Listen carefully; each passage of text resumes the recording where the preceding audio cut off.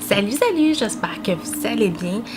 Je sais pas si vous remarquez que le son est différent, mais j'ai ajouté un nouvel ami à ma caméra. J'ai ajouté un micro. Je sais pas ce que ça va donner, là, je connais pas trop ça encore, mais j'avais le goût de... J'avais hâte de vous filmer la vidéo. Je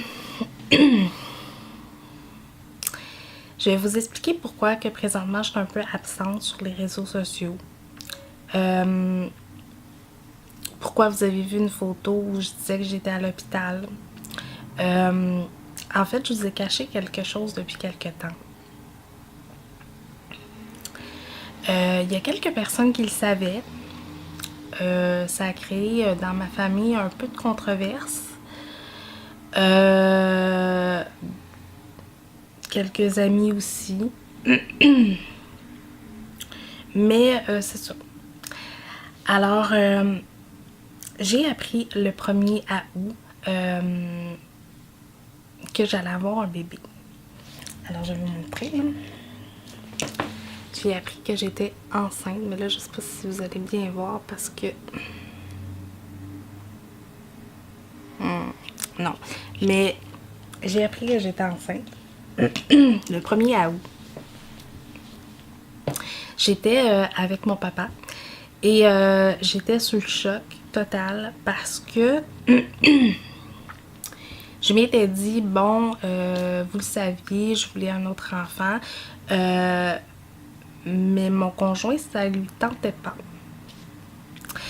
Alors, je devais respecter son point de vue, je devais respecter le mien aussi. Que je voulais avoir un autre enfant, mais je voulais pas lui faire ça dans le dos, je voulais pas tomber enceinte, puis lui annoncer, puis bon, tu sais, vous comprenez bien, là, je voulais qu'on fasse ça dans l'amour et dans les choses plus sereines, mettons. Alors, j'avais avisé mon médecin quelques temps avant que je voulais me faire attacher pour plus avoir d'enfant. Là, désolée pour le bruit, si vous entendez du bruit de camion, là, c'est ça la vie. Alors, je lui ai demandé et il m'a dit, ben écoute, je vais faire une demande, mais je te promets rien parce que tu as 36 ans, tu vas avoir 37 ans, ça se peut que vous décidez finalement d'en avoir un autre. Fait que, tu sais, c'est pas vrai qu'on peut se faire attacher n'importe comment, n'importe quelle solution, n'importe quoi. Tu sais, c'est pas une... C'est un processus, tu sais. Et c'est pas moi qui décide ça, si t'es accepté ou pas, c'est vraiment le gouvernement qui décide ça. Alors, j'ai resté comme ça. Et, pardon. Fait que c'est ça, j'ai arrêté de prendre la pilule parce que j'étais tellement malade. J'en pouvais plus, je vomissais mes tripes, j'étais malade, je faisais de la fièvre, j'avais chaud, j'allais vraiment pas bien, ça me donnait de plus en plus des maux de tête, fait que j'ai décidé de l'arrêter. Et comme ma vie sentimentale, si on peut dire ça, était au calme plat, pour plein de raisons, parce qu'on manque de temps, parce qu'on prend pas le temps, parce que bon, on travaille, on est fatigué, on n'a pas le temps, on se trouve plein de raisons pour pas avoir de temps à être ensemble et de faire l'amour ou de passer du temps ensemble. Je cherche mon café présentement. En passant, prenez un petit quelque chose, ça risque d'être long, hein? Je vous le dis tout de suite, là.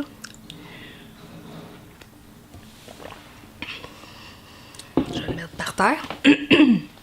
Fait que c'est ça. On prend pas le temps.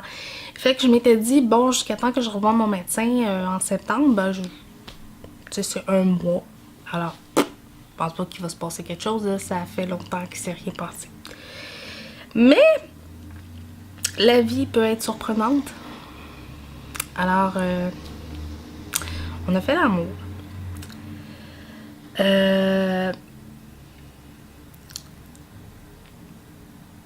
Puis je venais de terminer mes règles, ça faisait même pas 3 jours, j'avais fini mes règles, fait qu'il n'y a aucune chance que je tombe enceinte. J'ai vérifié ma température parce que là, c'était c'est soit on met le condom, soit qu'on on se protège autrement. Mais moi, je prenais ma température. Mon médecin m'avait expliqué comment ça fonctionnait et tout le kit.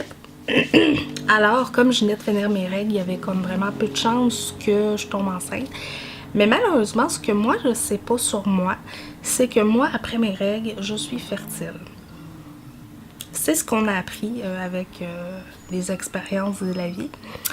Alors, j'ai ovulé soit la journée avant ou pendant ma relation ou un peu après.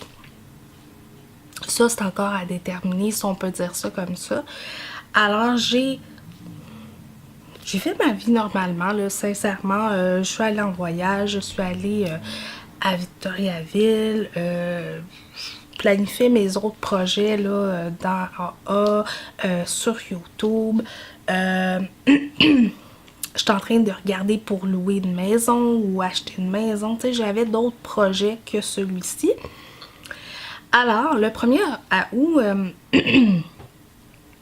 je m'en allais à Montréal avec mon papa, puis je disais à mon papa, je me sens drôle ces temps-ci. Ça fait quand même 4 jours que j'ai pas eu mes règles, puis je suis très régulière de nature. J'ai jamais sauté un mois, tu sais. Puis quand je saigne, pour vrai, tout le monde le sait parce que je tâche à quelque part. J'ai beau essayer de l'essuyer, là, mais je tâche à quelque part, fait que tout le monde le sait. Mais je me disais, bon, j'ai mal au ventre, j'ai mal au sein, je la veille, là. Et je vois mon gynécologue qui me dit, ben écoute, il me fait mon test, tout ça, puis il me dit, écoute, moi, tout semble beau, mais je passerai un test de grossesse. Bon, parce qu'il trouve que mon ovaire est un petit peu enflé, mais il dit, c'est peut-être juste tes règles, là, c'est juste par précaution. Alors, je suis allée à la pharmacie et j'ai passé un test comme celui-ci. Qui est celui-ci, en fait. Je vous jure, moi, d'habitude, quand je fais ce genre de tests-là, bon, vous comprenez le principe, là, vous l'ouvrez, vous faites pipi, vous le refermez, vous le mettez à plat, puis ça prend à peu près, grosso modo, 5 minutes avant que le test tombe positif ou négatif, peu importe. Moi, aussitôt que j'ai fait pipi dessus, j'ai même pas eu le temps de refermer le couvercle qui est tombé positif tout de suite. Là, j'ai frappé un buzz, j'étais avec mon père, je pleurais ma vie, j'ai dit ça y est, je finis mes jours seule avec Marie-Flore, c'est fini, j'ai plus de vie de couple, j'ai plus de projet, là, ça s'arrête là. Est-ce que j'étais contente? Non.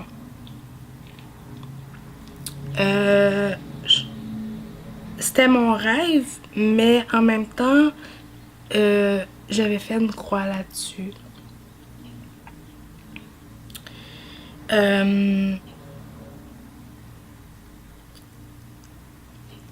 Je suis arrivée chez moi avec mes tests, le test Clé Blue et celui-ci, le test Clé Blue qui annonçait que j'étais enceinte de 2 à 3 semaines. Celui-ci, ma fille partait parce que je m'en allais travailler le lendemain. J'ai annoncé ça à Richard. Il était pas très content, ça je peux comprendre. Même moi je l'étais pas, alors je peux comprendre sa réaction.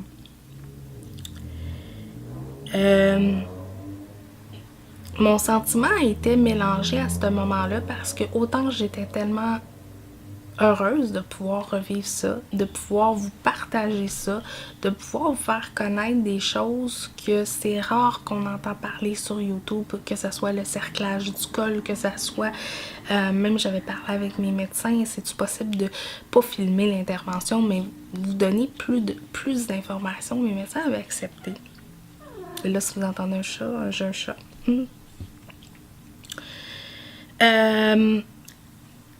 Bon, finalement, mon conjoint dit, écoute, on va laisser aller les choses, c'est ta décision, que tu te fasses avorter ou pas, c'est ta décision, moi, je m'en mêle pas. Alors j'ai pensé à l'avortement. Après tout ce que le monde m'avait dit, j'y ai pensé énormément. J'y ai pensé. Mais je me disais, je suis contre l'avortement, alors je me voyais pas faire ça. Je me voyais pas subir ça. Alors j'ai décidé de laisser aller les choses. Parce que j'avais eu Océane à 23 semaines, elle est décédée. J'ai eu une fausse couche entre Marie-Flore et Océane. J'ai eu Marie-Flore. Je laissais aller les choses comme elles viennent, puis bon, il arrivera ce qui arrivera. Alors, j'embarque là-dedans et j'annonce à mon travail que je suis enceinte. Alors, c'est sûr que je peux pas lever certaines choses, parce que physiquement, je suis quand même assez forte. Alors, je ne peux pas lever certaines choses. Alors, je dois faire très attention à ce que je fais. Les semaines passent, tout ça, on rencontre mon médecin, bon, félicitations, t'es enceinte, passe les tests, vraiment, c'est officiel, t'es enceinte, t'as pas de maladie vénérienne parce qu'ils n'ont pas le choix de te passer un test pour les maladies, t'as pas de maladie, bon, tout va bien, le test semble très positif, t'es vraiment enceinte, tout va bien. Là, on me dit, bien évidemment, Nancy, tu sais, tu dois te faire attacher, tu dois, bon, on va te mettre en retrait préventif, puis tout le kit. Moi, je peux vous dire qu'à Marie-Flore, au moment où j'ai été attachée, du moment où j'ai accouché, ça s'est très bien passé, ma grossesse. C'est sûr que j'avais mal au cœur, c'est sûr, des affaires comme ça, mais j'allais bien. Alors, on s'en va à l'hôpital. Je vais vous montrer. Là.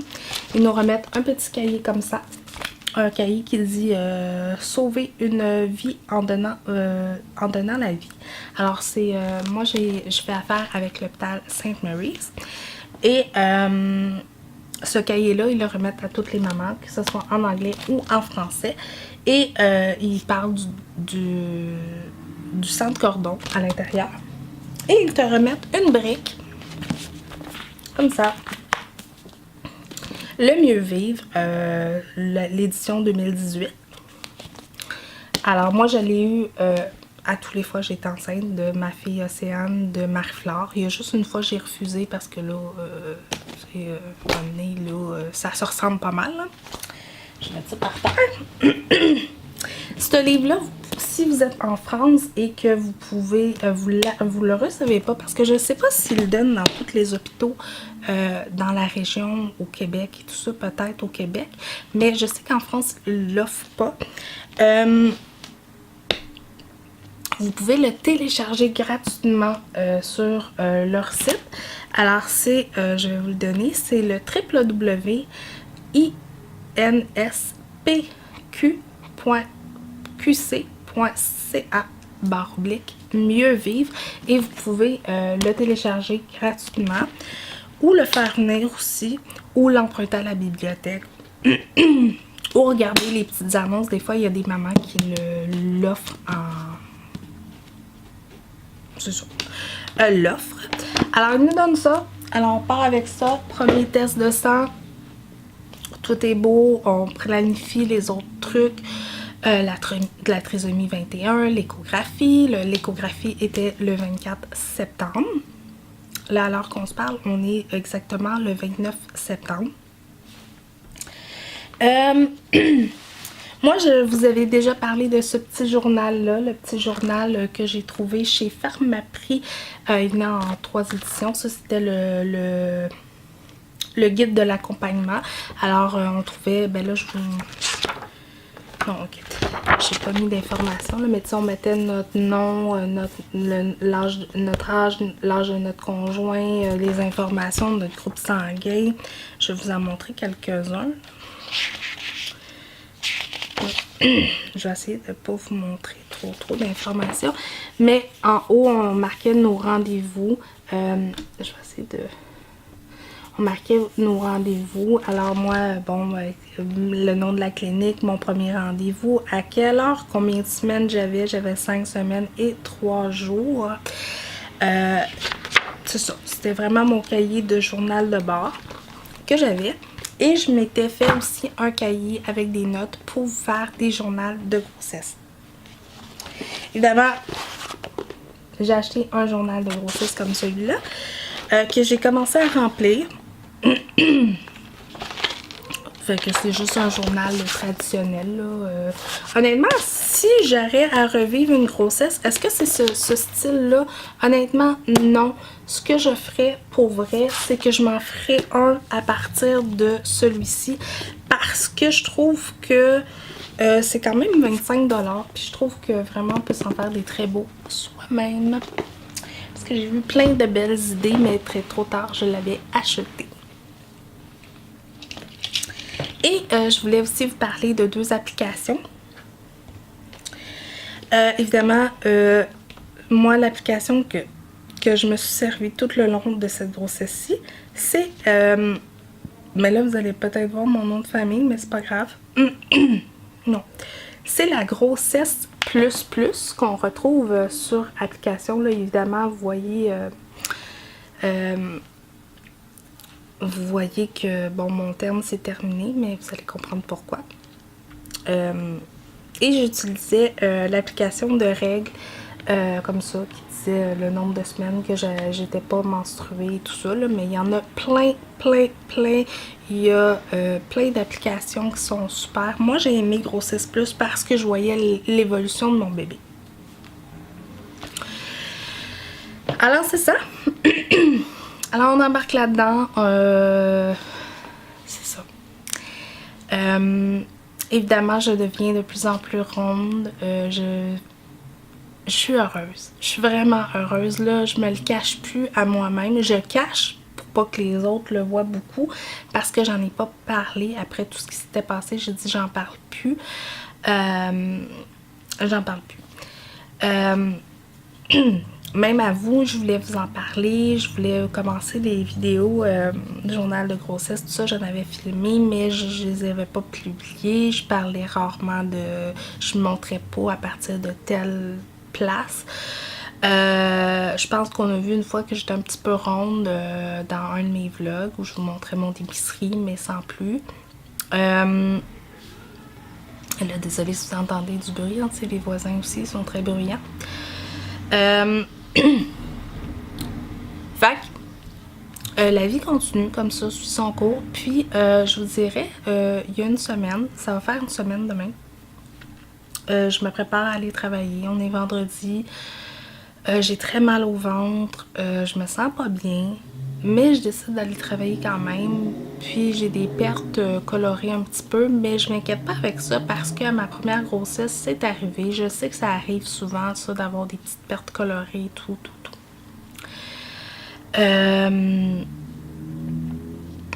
Fait que ça reste comme ça. Puis le soir même, je fais ma journée, je fais mes 6 heures au travail. Je rentre chez moi, je me déshabille. Et là, je pense... Là, je me dis, si, mettons, je fais une fausse couche. J'ai repensé à ma première fausse couche que j'ai fait à l'hôpital. Je vous explique un peu pourquoi je voulais pas revivre ça. Premièrement, c'était après le décès de ma fille. C'est un peu décousu comme vidéo, là, je m'en excuse sincèrement. C'était après le décès de ma fille. Ça a pris 11 mois avant que je tombe enceinte. C'est un bébé que j'attendais. Cette grossesse-là, je l'attendais. Vraiment. Et c'est ça. Et on se ramasse à même date, au même moment où je saigne. Mais vraiment solide. C'est la nuit. Je vis ça tout seul un petit peu dans ma salle de bain ici. Où je me mets à paniquer. Et moi, j'ai pas peur du sang, en théorie. Mais là, je me suis mis à avoir peur du sang. Tu sais, quand on ouvre une champlure, puis c'est juste de l'eau qui coule, là, c'était la même affaire. J'en avais sur les mains, j'en avais partout, partout, partout, partout. Je peux bien vous dire, j'ai traumatisé un de mes chats tellement que il vient tout le temps dans la salle de bain avec moi. Puis honnêtement, je l'ai traumatisé dans le sens que ça avait pas de sens. Là, j'étais en train d'y faire peur, là, tu sais. Puis j'ai l'impression que plus que tu paniques, plus que ça amplifie, plus que ça saigne plus. Maintenant, je réalise ça. À ce moment-là, c'est une autre affaire. Alors, je vais réveiller mon conjoint. Et là, je dis, écoute, là, je saigne, là, beaucoup. Fait que là, il vient, il se lève, il vient, lui, il se prépare à aller travailler le lendemain. Là, non, c'est sûr qu'on s'en va à l'hôpital. Et là, on arrive à l'hôpital, à l'urgence de St. Mary's. Je saigne, hein, évidemment, j'ai du sang partout. Et là, ils nous disent, ouais, ok, ben vous êtes en fausse couche. Ok, mais y a-t-il quelque chose qu'on peut faire? Quelque chose? Ouais. Vous devez rester assis, puis on va vous passer une échographie quand ça va ouvrir, à 10h. Ok. Mais là, tu me couches pas, tu me checkes pas, tu fais rien. Non. Nous, rendu à ce stade-là, on va laisser sortir ce qu'il y a à sortir, puis on vérifiera après l'échographie si on fait quelque chose, un curetage ou quoi que ce soit. Alors là, tu es assis dans une salle d'attente sur une chaise droite. Je peux vous dire que la toilette était loin de où j'étais. Alors j'ai dû marcher. Évidemment, quand vous saignez, que vous marchez, évidemment, c'est atroce. Là. Ça ne se dit même pas la sensation. Fait que je m'étais promis dans ma tête que jamais je revivrais ça à l'hôpital. Puis tu sais, te passes une échographie, te donne 2-3 pilules là, que tu dois t'insérer toi-même, tu t'en retournes chez vous, puis prenez une couple de jours de repos, puis ça va être correct.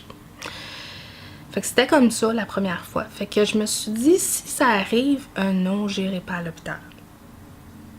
Non. Fait que là, on est jeudi. Ma fille est pas là. Alors, vendredi, comme je dis, je vais travailler. J'ai des petites pertes, mais ça m'inquiète pas. Le samedi, je n'ai plus de pertes. J'ai mal au ventre, par contre. Mais tout semble être pas si pire. Tout semble être normal. Mon échographie est le lundi. Fait qu'on est le 23. Fait que ça reste comme ça. J'appelle ma mère. J'ai dit à ma mère, puis comment ça se passe avec Marie, tout ça, là, la même chose que d'habitude. On va aller la chercher ce soir. C'est ça. Là, à 2h, ben, vers 1h30, je commence à saigner. Mais saigner vraiment comme un début de règle. Bon. Là, je me dis non, c'est fini, là, ça y est, je fais une fausse couche, je le sais, je le sens à l'intérieur de moi. Je fais une fausse couche. Alors, là, je dis, je vais aller avertir Richard que je fais une fausse couche. Alors, je m'habille. Je mets une serviette, je m'habille, tout ça, tout le kit. Je m'habille vite, là. Je n'ai pas d'extra, pas de paillettes, là. Non, c'est pas le temps, là. Je me dépêche. Et nous, on a des escaliers chez moi pour descendre, pour aller dehors. Et il y en a une vingtaine de marches. Et plus que je descends, plus que je sens que ça descend aussi, tu sais, que ça coule, là. Là, c'est parti. Et là, je me dépêche. Alors, j'ai pas loin à faire pour aller au magasin. Alors, Richard m'ouvre la porte. Je lui dis, écoute, Richard, je suis en fausse couche. Là, il me dit, veux-tu aller à l'hôpital? Non. Je veux vivre ça seule. Je veux vivre ça sereine et je veux vivre ça chez moi. Je pleure, évidemment, parce que là, je réalise que mon rêve se termine. Hey, je m'excuse.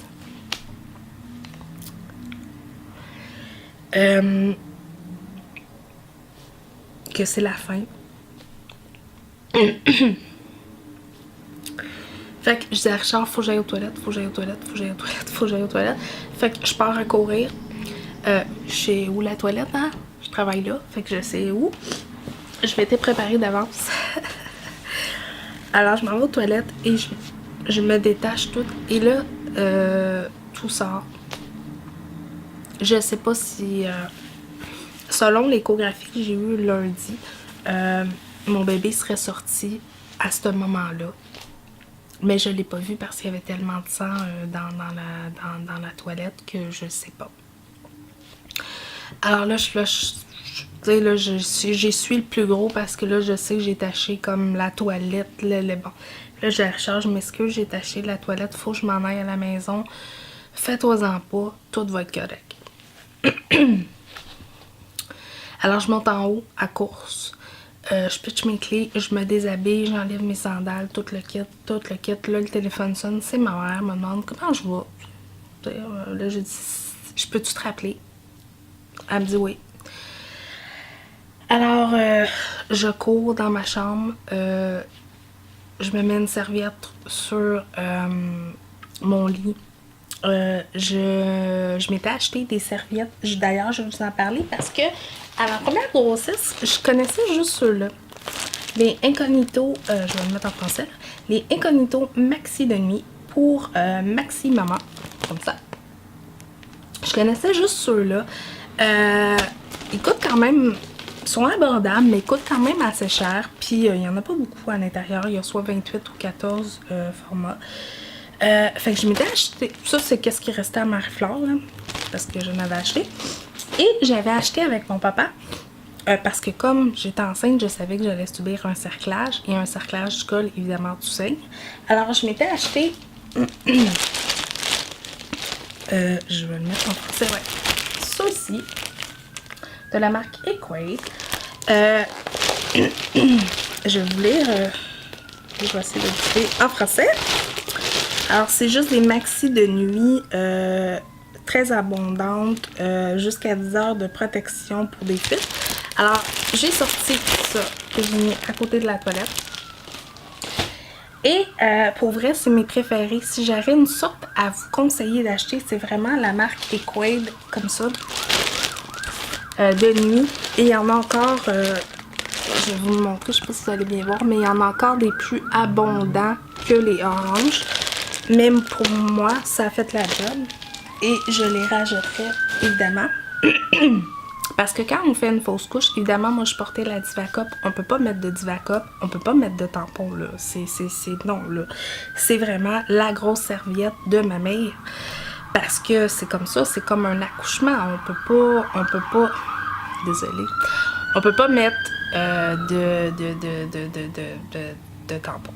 Alors, je pars avec ça. Je me change, je me mets en robe bien molle. Je m'en vais dans mon lit.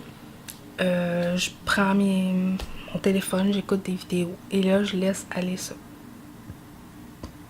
Alors, je me lève souvent. Ça saigne beaucoup.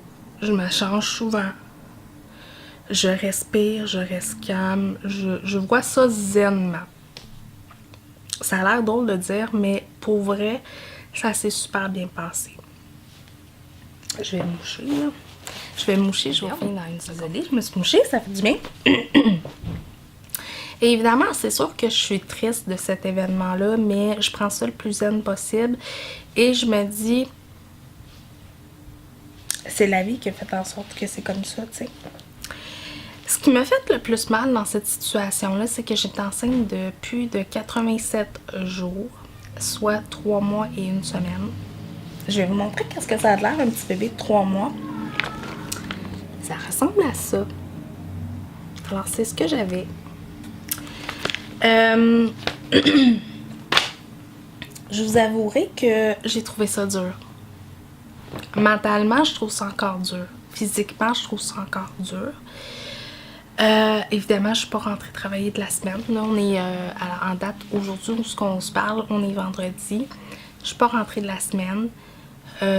Toute la semaine, j'étais allongée dans mon lit. Évidemment, le dimanche, vous avez compris que j'ai pas été chercher ma fille du tout. Le samedi, j'ai pas été chercher ma fille. Je suis allée la chercher dimanche. Quand j'ai vu Marie-Flore, j'ai eu un sentiment de... Ben, tu sais, j'ai acheté un jouet à Marie-Flore, j'ai acheté un caillou en bonhomme parce que Marie-Flore a tripe sur caillou. J'avais acheté des petites pantoufles. Quand j'ai vu ma fille, ça m'a fait vraiment mal. J'étais tellement contente de revivre ça. De revivre la joie d'avoir un autre enfant. De voir Marie-Flore montrer des choses à cet enfant-là. Bon, là, vous allez me dire, là, on se calme. Mais tu sais, de voir la complicité qu'il y a eu entre ces deux personnes-là, qui ont vécu la même chose d'une certaine manière. Marie-Flore, elle a vécu un cerclage du col, ce bébé-là aussi serait né prématurément parce qu'on sait que je me rendrai pas à 40 semaines. À combien de semaines, on le sait pas. Mais j'ai éclaté. J'ai encore de la misère à vivre ça quand je vois Marie-Flore.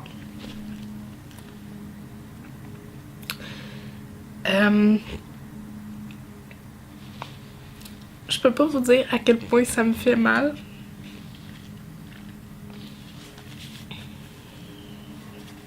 Mais j'essaie de voir ça plus sainement possible. Est-ce que j'ai fait une croix à avoir un autre enfant? Non. En ce moment, je vous dirais que non. Est-ce que je me rasserais dans 3 mois? Je le sais pas. J'en ai aucune idée. Là, je suis rendue dans un stade où je suis vraiment mélangée dans mes sentiments. Tu sais, tu vois, lundi, j'ai eu mon échographie. Et là, j'ai annoncé à la petite madame que, tu sais, quand j'ai ouvert la porte, j'ai même pas laissé le temps de dire quoi que ce soit, là. Ça me tentait pas qu'elle me dise « Ouais, on va voir votre bébé! » Non! Fait que, tu sais, c'est comme... OK, mais t'es enceinte de 87 jours, là. Tu sais, t'es même plus... Tu sais, tu peux faire une fausse couche, là, mais c'est comme... Fait que, elle m'a passé son échographie, un médecin qui m'a vu. Évidemment, je pleurais parce que, bon, ma fille était là, elle était avec moi, tu sais. Elle était avec nous, puis elle a vécu ça avec nous. Je peux pas vous dire qu'elle a compris quelque chose, là. Mais pour moi, c'est important qu'elle soit là.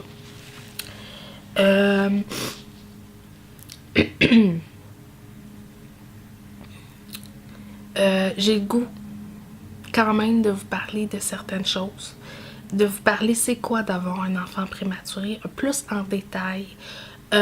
Plus, tu sais, ça... Tu sais, je réécrivais mes trucs, puis je me disais, j'ai le goût de vous parler, c'est quoi un cerclage du col, c'est quoi, tu sais...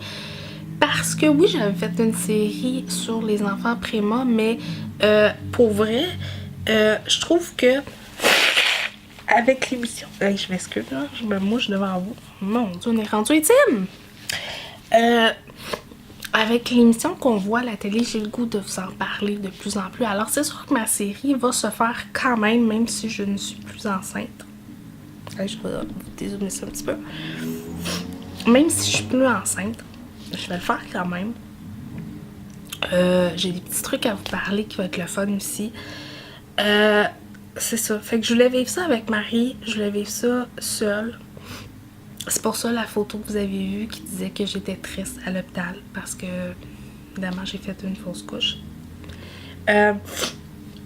Évidemment, quand je suis sortie de là, j'ai eu une prescription du médecin qui disait, qui m'a donné des antidouleurs, puis qui m'a donné d'autres pilules.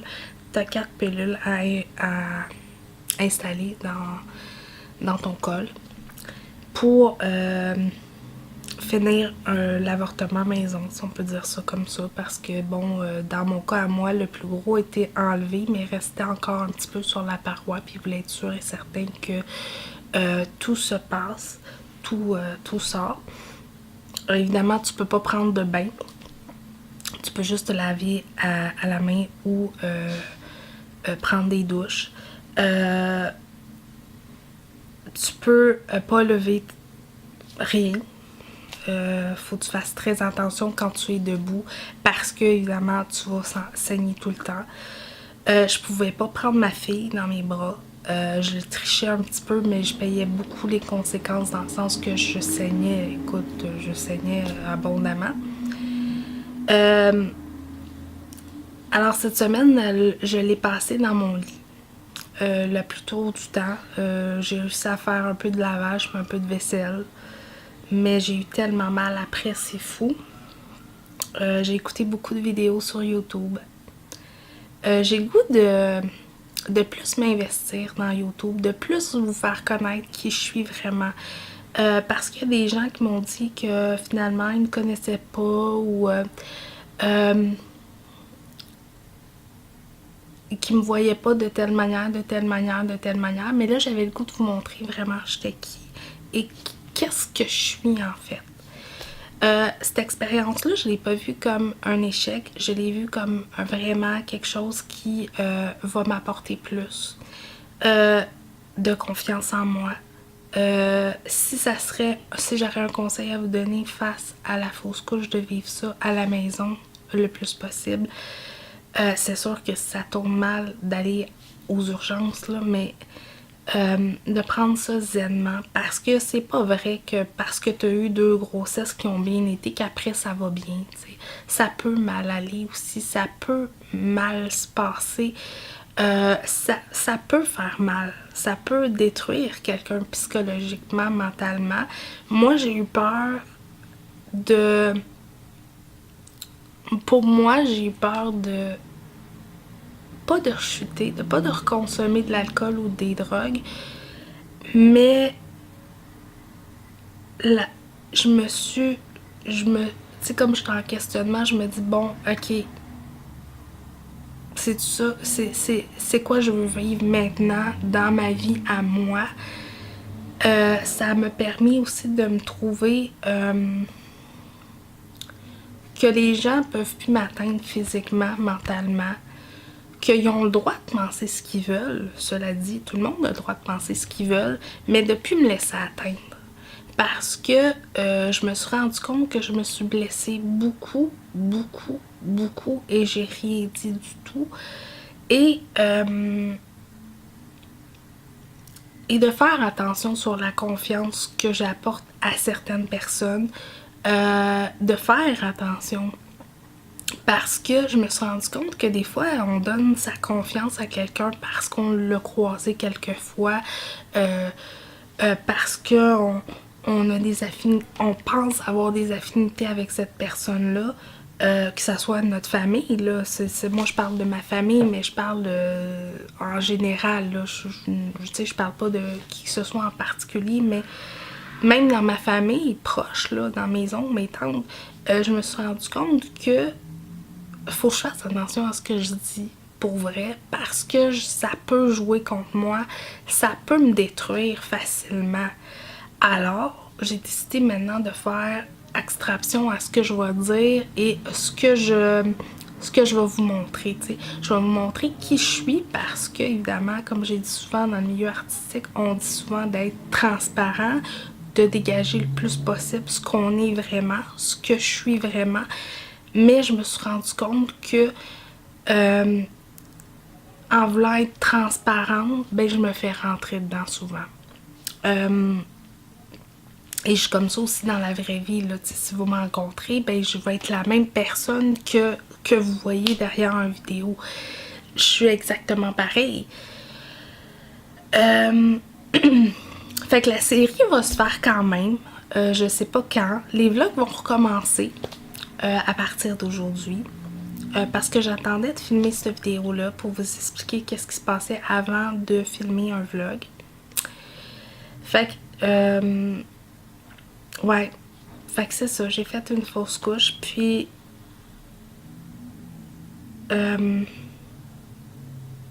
merci à ceux et celles qui m'ont envoyé plein de beaux commentaires. Même s'ils ne savaient pas ce qui se passait, là, merci beaucoup. Il y en a qui disaient on prie pour toi, on pense à toi. Merci à ceux et celles qui ont envoyé des belles pensées, qui m'ont écrit sur Instagram, sur Facebook. J'ai pas eu tant de téléphone que ça, je vous rassure tout de suite. Merci aussi à vous qui avez pris le temps de m'envoyer quelque chose pour me souhaiter bonne fête parce que c'était ma fête le 17 septembre. Merci beaucoup, beaucoup, beaucoup. Merci du fond du cœur d'être là. J'espère qu'on va continuer à être en grand nombre. On est 178, je crois. J'espère qu'on va atteindre bientôt le 200 abonnés. Je le souhaite du fond du cœur. À 200, il va y avoir un autre concours. Et d'ailleurs, en parlant du concours, vous comprendrez pourquoi que j'ai pas mis les vidéos en ligne.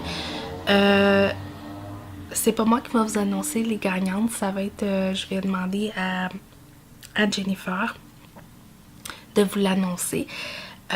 J'ai très hâte de vous rencontrer si c'est possible de vous rencontrer. Puis c'est ça, on se retrouve très bientôt pour une autre vidéo. Je vous dis que je vous aime et merci beaucoup pour votre patience et surtout à très bientôt. Bye bye tout le monde.